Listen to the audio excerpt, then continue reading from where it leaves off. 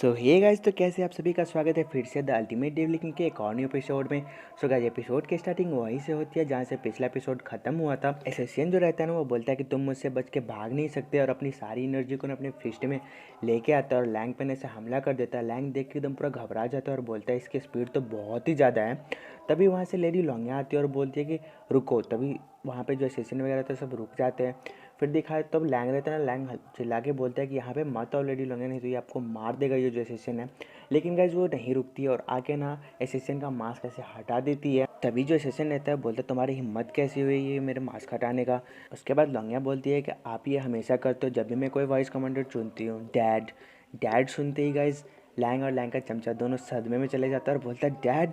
तो गाइज यहाँ पे जो एसेसियन आया रहता है ना, ये पापा की परी के ना पापा है, यानी कि गाइज लोंगिया फेरियर का बाप है बाप। लैंग और लैंग का चमचा गाइज चौंक जाता है। फिर लोंगिया फेरियर के डैड बोलते हैं ना कि उन लोगों को तो नहीं पता होगा, लेकिन तुम हमेशा अपने आदमियों को समय से पहले ना प्रमोट कर देती हो, इसलिए ना मैं उनका टेस्ट वेस्ट लेते रहता हूँ। लेकिन तुम जिसको रखती हो उनको नहीं पता कि वो समय से पहले तुम उसको प्रमोट कर दे रही हो, इसलिए मतलब बेसिकली मैं उनका टेस्ट लेता हूँ, देखता हूँ कि वो तुम्हारे काबिल है भी नहीं, ये तुमको प्रोटेक्ट कर सकते हैं या नहीं।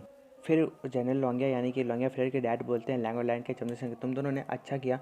तो दोनों बोलते हैं थैंक्स जनरल लोंगिया।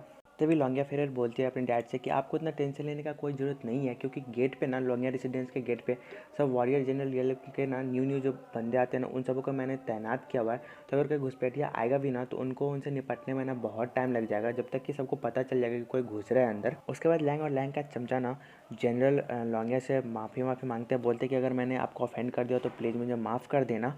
और मन में सोचता है ना कि इनका ऑरा जो है ना, वो मतलब अच्छा था, उतना ख़तरनाक नहीं है, और ये हमेशा चाहते हैं कि हम दोनों में से कोई इनकी बेटी को ना प्रोटेक्ट करे।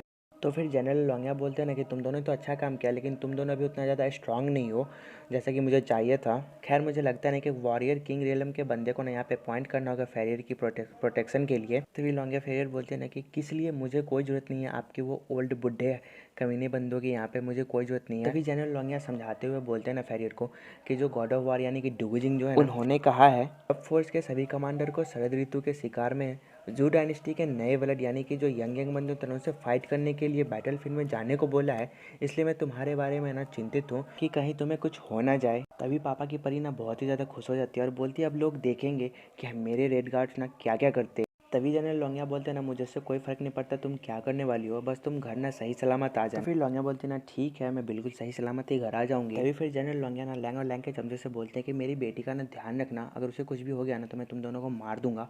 तो उन्हें बोलते हैं ठीक है सर, मैं समझ गया आप जो बोल रहे हो, उन्हें कुछ भी नहीं होगा। उसके बाद लेडी लोंगिया बहुत ही ज़्यादा एक्साइटेड होकर बोलती है कि चलो ठीक है, अब हम लोग को सोने के लिए जाना चाहिए, और कल सबसे पहले जाके ना टाइगर टोकन लेना है, और लेने के बाद फिर हम लोग तैयार हो जाएंगे मारधर और जीत हासिल करने के लिए। तभी लैंग बोलता है ब्लड और ग्लोरी। फिर ये बोल के ना उसके बाद वो मन में सोचते हैं कि मैंने जितना सोचा था ना उससे ज़्यादा जल्दी ये सब हो रहा है, लेकिन कोई नहीं, अगर हमें स्ट्रॉन्गर बनना है ना तो कॉम्बैट में जाना जरूरी है, यानी कि फाइट वाइट करना ही पड़ेगा, तभी हम कुछ सीख पाएंगे। मेरे गाइस नॉर्थन जिंगजांग सिटी में जो ट्रेनिंग होने वाला है, जिस बैटल फील्ड में ये लोग जाने वाले हैं, उसके बारे में कुछ बताया जाता है कि प्रत्येक वर्ष जैसे जैसे दो सबसे बड़े क्लैंस के बंदे जो मतलब क्लैंस बोल रहा हूँ, डायनेस्टी के जो नए यूथ जो बंदे होते हैं ना वयस्क होते जाते हैं, यानी कि बड़े होते जाते हैं ना, तो यहाँ जिंगजैंग में आते हैं ट्रेनिंग के लिए। और यहाँ पे रॉयल फैमिली के साथ साथ इलाइट क्लैंस के जो मेंबर होते हैं ना वो भी पार्टिसिपेट करते हैं। और सभी क्लैंस ना यही चाहते हैं कि उनके जो क्लैंस के जो यंग मास्टर या वोमेन जो है ना, वो मतलब यहाँ पे ना फाइट करके ना स्ट्रेंथ को गेन करे और अपने जनरेशन के ना लीडर बने, जिससे कि उनके लिए ना और अधिक जो मतलब फोर्सेस की जो है ना स्ट्रेंथ वगैरह बढ़ेगी। हर एक ईयर इसी टाइम में ना दोनों जो डायनेस्टी के जो सैनिक्स वगैरह यानी कि ट्रूप्स वगैरह अपने पद पर बने रहते हैं,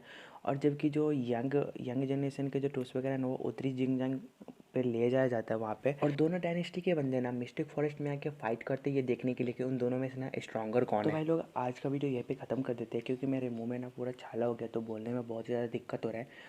तो भाई लोग कमेंट करके बताना वीडियो कैसी लगी, और हाँ चैनल को ज़रूर सब्सक्राइब कर लेना।